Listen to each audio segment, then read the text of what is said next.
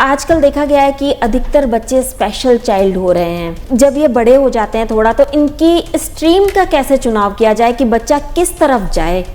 तो मैं पेरेंट्स को ये गाइड करना चाहूँगी कि इन बच्चों के लिए प्रैक्टिकल सब्जेक्ट्स का, अगर प्रैक्टिकल जो विषय रहते हैं अगर उनका चुनाव किया जाए तो ये हैंड ऑन एक्टिविटीज़ में अच्छे निकलते हैं।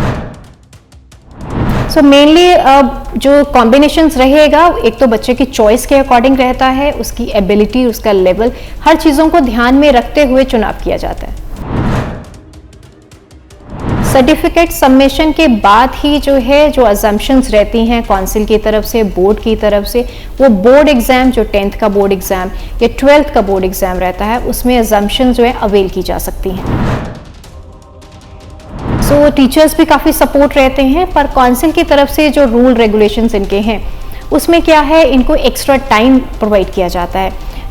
3 आवर्स का अगर टाइम रहता है तो पर आवर इनको 15 मिनट्स एक्स्ट्रा मिलते हैं।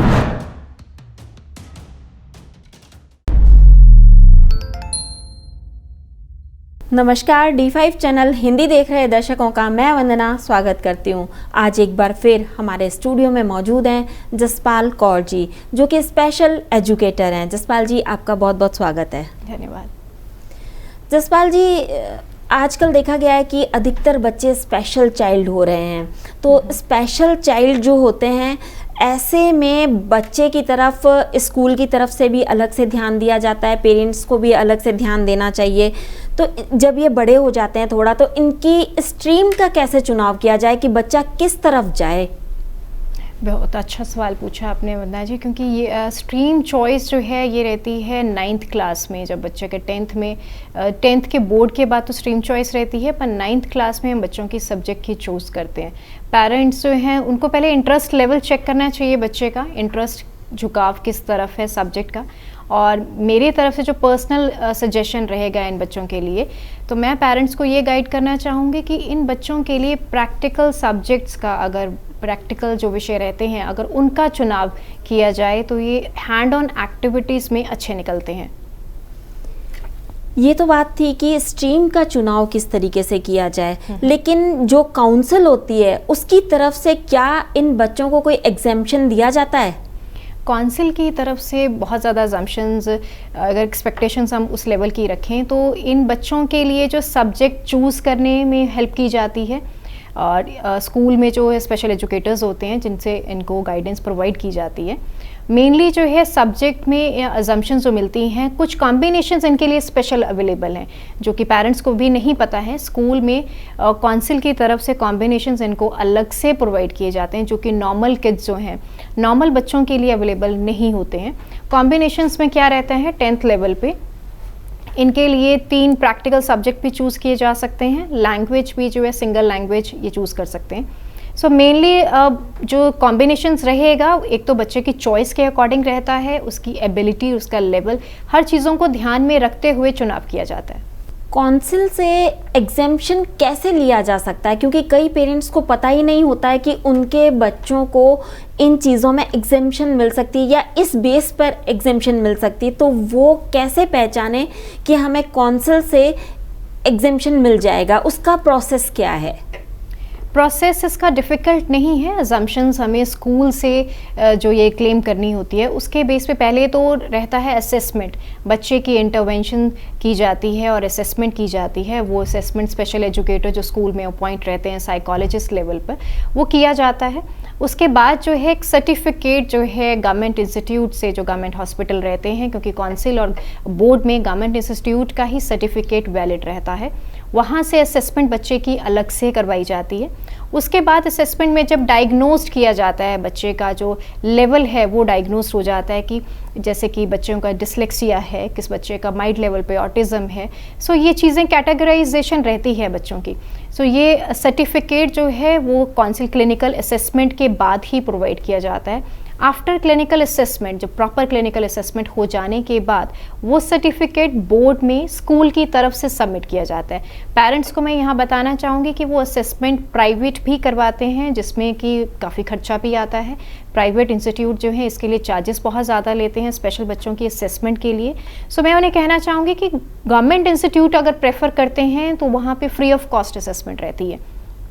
फर्स्ट रहती है असेसमेंट। असेसमेंट के बाद जब सर्टिफिकेट प्रोवाइड होता है, सर्टिफिकेट मिल जाने के बाद जब स्कूल में सबमिट किया जाता है, सबमिट जो है वो ये काउंसिल की तरफ, स्कूल की तरफ से काउंसिल में सबमिट होगा, पेरेंट्स की तरफ से सबमिट नहीं होता है, स्कूल ही सपोर्ट करेगा इसमें। सर्टिफिकेट सबमिशन के बाद ही जो है जो अजम्पशंस रहती हैं काउंसिल की तरफ से, बोर्ड की तरफ से, वो बोर्ड एग्ज़ाम जो 10th का बोर्ड एग्ज़ाम या 12th का बोर्ड एग्ज़ाम रहता है उसमें अजम्पशन जो है अवेल की जा सकती हैं।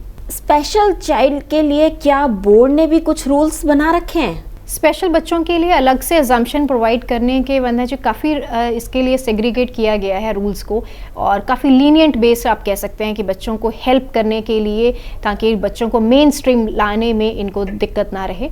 सो टीचर्स भी काफ़ी सपोर्ट रहते हैं, पर काउंसिल की तरफ से जो रूल रेगुलेशंस इनके हैं उसमें क्या है, इनको एक्स्ट्रा टाइम प्रोवाइड किया जाता है। 3 आवर्स का अगर टाइम रहता है तो पर आवर इनको 15 मिनट्स एक्स्ट्रा मिलते हैं, और इसके साथ रीडर और राइटर जो स्पेसिमेन है वो भी प्रोवाइड किया जाता है। और रीडर राइटर जो है वो स्कूल की तरफ से प्रोवाइड किया जाता है। इसके लिए भी पेरेंट्स जो हैं वरीड कई रहते हैं, क्योंकि उनको पता ही नहीं होता है कि रीडर राइटर उनको अवेल कहाँ से होगा या उन्हें किसको अप्रोच करना चाहिए। तो ये स्कूल की रिस्पॉन्सिबिलिटी रहती है कि रीडर और राइटर वो स्कूल की तरफ से जो है प्रोवाइड होता है, ये फैसिलिटी पूरी तरह से स्कूल की तरफ से दी जाती है बच्चे को। दूसरी रहती है रीडर राइटर के बाद जो बच्चा, ये फैसिलिटीज़ जो है ये सर्टिफिकेट सबमिशन के बाद जो मिलती है, रीडर राइटर और ये काउंसिल की तरफ से जो है सर्टिफिकेट देने के बाद जो फैसिलिटी मिली है 15 मिनट्स जो मैं कह रही हूँ पर आवर के हिसाब से मिलते हैं उसको, या बोर्ड की तरफ से जो फैसिलिटीज़ हैं इनके लिए बच्चों को, एक तो इनको एक्स्ट्रा टाइम प्रोवाइड होता है और दूसरा है रीडर और writer, and third one is special assumption for the subject. 3 चीज़ें जो हैं ये बच्चों को प्रोवाइड की जाती हैं। ये तीनों चीज़ें जो हैं ये स्कूल की तरफ से पेरेंट्स को पता होनी चाहिए कि उनको फैसिलिटीज़ अवेलेबल हैं। कई पेरेंट्स जो हैं उनको पता ही नहीं कि कॉम्बिनेशन जो है वो इनके लिए इजी अवेलेबल हैं, और सब्जेक्ट जो हैं जो वो चाहते हैं कि कॉम्बिनेशंस में बच्चे को मिले, पर उनको नॉलेज ही नहीं है कि ये अवेल किया जा सकता है। तो इसके लिए उन्हें स्कूल को अप्रोच करना चाहिए। काउंसिल की तरफ से इनको बहुत फैसिलिटीज़ हैं कि कॉम्बिनेशन इतने ज़्यादा फ्लेक्सिबल किए हैं कि बच्चे की असेसमेंट के बाद जो सर्टिफिकेट मिलता है उसमें डायग्नोज जब बच्चा हो जाता है कि इस बच्चे को ये दिक्कत आ रही है, रीडिंग राइटिंग में प्रॉब्लम है, तो रीडर राइटर भी दिया जा रहा है। तो उसके बाद सब्जेक्ट कॉम्बिनेशन चूज़ करने में बच्चे के लेवल की जो असेसमेंट रहती है वो स्पेशल एजुकेटर जो है वो स्कूल में की जाती है स्पेशल एजुकेटर के थ्रू, और असेसमेंट प्रॉपर होने के बाद गाइडेंस जो है वो पेरेंट्स को भी दी जाती है कि आपके बच्चे का लेवल और एबिलिटी जो है वो ये है, वो बच्चा हैंड ऑन एक्टिविटीज़ में अच्छा है, स्पोर्ट्स में अच्छा है, प्रैक्टिकल सब्जेक्ट्स में अच्छा है, तो किन चीज़ों में उस बच्चे को निकलना चाहिए आगे। इवन कि IQ टेस्टिंग भी जो है वो स्पेशल एजुकेटर के थ्रू की जा सकती है। सो उसमें भी हम ये चीज़ें पेरेंट्स को गाइड करते हैं कि किस लेवल पे बच्चे को आपको कौन से सब्जेक्ट लाइन जो है सब्जेक्ट चूज़ करने चाहिए, स्ट्रीम लाइन चूज़ करनी चाहिए, हर चीज़ के रिगार्डिंग स्कूल की तरफ से सपोर्ट दिया जाता है। क्या स्कूल की तरफ से ऐसे बच्चों को एग्ज़ाम की प्रिपरेशन के लिए भी फैसिलिटी अलग से दी जाती है? एग्ज़ाम की प्रिपरेशन के लिए अगर हम बात करें तो वैसे तो स्पेशल एजुकेटर ही इनको प्रिपरेशन करवाते हैं। मान लीजिए कि अगर बच्चे के सब्जेक्ट जो है प्रैक्टिकल लेवल पे जो है हमने सब्जेक्ट चूज़ किया, अगर स्ट्रीम लाइन की बात कर रहे हैं, अगर प्रैक्टिकल सब्जेक्ट्स हैं तो उसका प्रेशर जो है ऑलरेडी जो है स्कूल की तरफ से कम किया जा चुका है। तो रहते हैं जो सब्जेक्ट बाकी सब्जेक्ट रहते हैं उसके लिए वो नॉर्मल क्लासरूम की सेटिंग्स जो है नॉर्मल बच्चों के लिए जो रहती हैं वो वही क्लासरूम सेटिंग्स की जो है क्लासेस अटेंड करता है, पर उसके अलावा जो है स्पेशल एजुकेटर के द्वारा उनकी एक्स्ट्रा क्लासेस रहती हैं जिसमें कि अलग से उनको एग्ज़ाम्स के लिए प्रिपेयर किया जाता है। क्या स्कूल में इन्हें नॉर्मल बच्चों के साथ ही पढ़ाया जाता है या इनकी अलग से क्लासेस होती हैं?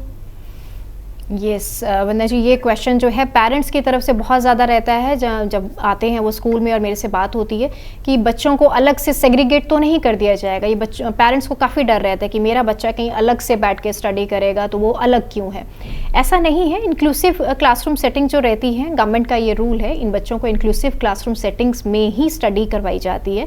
नॉर्मल क्लास में जैसे बच्चे आम बच्चे पढ़ रहे हैं वैसे ही इन बच्चों को स्टडी करवाई जाती है, पर स्कूल की तरफ से इन बच्चों को एक्स्ट्रा सपोर्ट दिया जाता है जो बाकी बच्चों को अवेल नहीं होता है। इनके लिए स्पेशल एजुकेटर की जो फैसिलिटी रहती हैं, एक्स्ट्रा क्लासेस की भी जो फैसिलिटी रहती हैं वो अलग से मिलती हैं इनको। जसपाल जी, इतने सारी जानकारी देने के लिए आपका बहुत बहुत धन्यवाद। शुक्रिया। अगले एपिसोड में आपसे फिर मुलाकात होगी, तब तक के लिए नमस्कार।